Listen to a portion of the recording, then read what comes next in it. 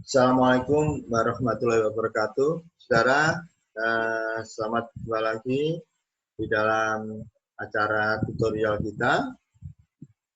Untuk tutorial kali ini saya akan coba membahas tentang materi uji kesesuaian model regresi.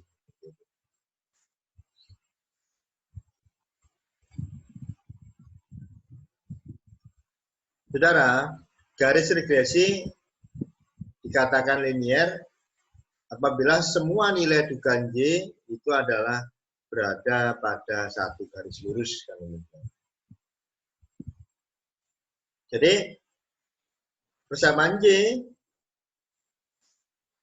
yang merupakan, jadi persamaan garis linier umumnya lebih disukai saudara daripada regresi yang tidak linier kan. Karena mungkin proses analisis statistiknya ini lebih mudah. Namun ada suatu syarat jika asumsi kelinierannya dapat diterima. Jadi ya kita tidak boleh memaksakan. Jika andaikan asumsi kelinierannya tidak bisa kita terima, ya berarti jangan dipaksakan menggunakan regresi linier sederhana dan seperti itu. Dalam kondisi seperti ini, saudara, maka diperlukan uji kesesuaian model regresi. Ya. Dalam hal seperti ini, maka diperlukan uji kesesuaian model regresi. Khususnya dalam hal ini adalah regresi linier sederhana. Ya. Jadi apakah garis regresi kita ini sudah sesuai dengan regresi linier sederhana yang kita inginkan?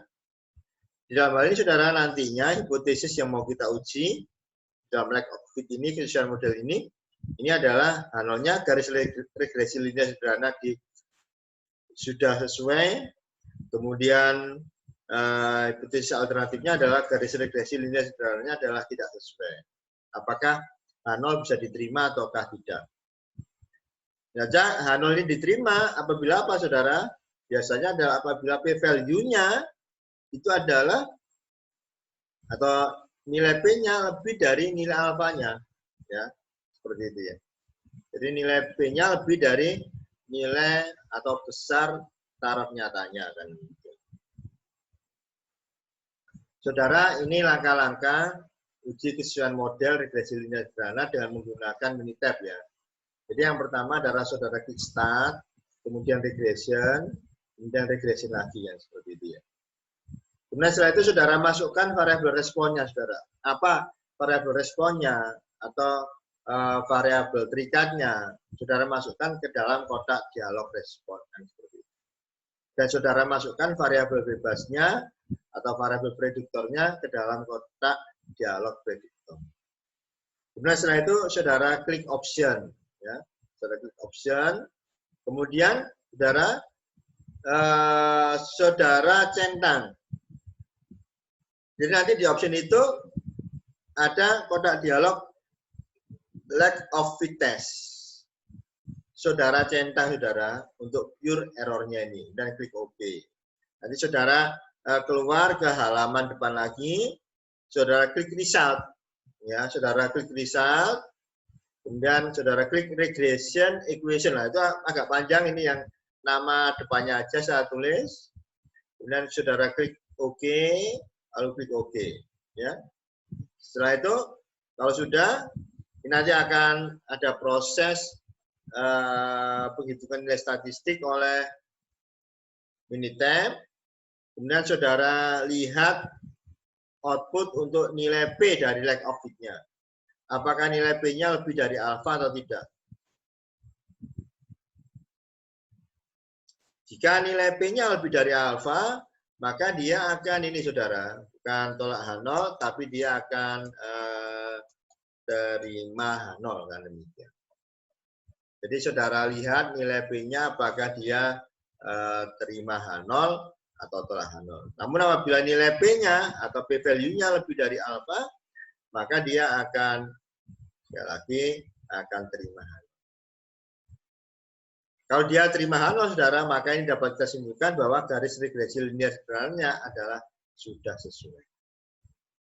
Ya, saya kira itu untuk mungkin teori dasarnya dari uji lack of fit ini kalau kita menggunakan software Minitab. Nah, ini sebagai contohnya. Misalkan kita akan menduga nilai kimia mahasiswa tingkat persiapan, ini sebagai Y ya, berdasarkan skor tes intelijensinya, X kan seperti itu. Jadi ada yang X-nya mungkin nilainya adalah 65, Y-nya 85, yang kedua 50, Y-nya 74. Ini hanyalah sekedar contoh aja. 55, 76. Mungkin kriteria intelijensinya tidak seperti yang yang betul-betul baku. Ini intelijensinya itu ada suatu kriteria tersendiri. Namun ini semua hanya suatu contoh, saudara tidak tidak sesungguhnya kan mungkin ada 12 saudara yang dimasukkan. Dari sini kita coba tentukan yang pertama apakah estimasi model regresi dan bagaimana bentuk estimasi model ya regresi linear sederhana yang terbentuk. Kemudian yang kedua ujilah apakah skor tes intelijensi X itu berpengaruh terhadap nilai kimia mahasiswa tingkat persiapan. Dan yang C, ujilah apakah garis regresi linear sederhana yang terbentuk sudah sesuai. Jadi sudah berdasarkan uji lack of fit-nya apakah garisnya garis regresi linear sederhana yang tadi kita bentuk itu sudah sesuai atau tidak. Nah, ini datanya coba kita masukkan ke dalam worksheet Minitab kan seperti itu ya. X-nya kita kelompokkan dalam satu kolom, Y-nya kita kelompokkan dalam satu kolom, saudara masukkan 65, 60, 55 sampai dengan yang terakhir 55 kan. Kemudian Y-nya 85, 74, 76 sampai dengan yang terakhir 74. Nah, setelah itu saudara klik ini saudara. Klik start, kemudian regression kan seperti itu ya, seperti tadi yang sudah kita bicarakan.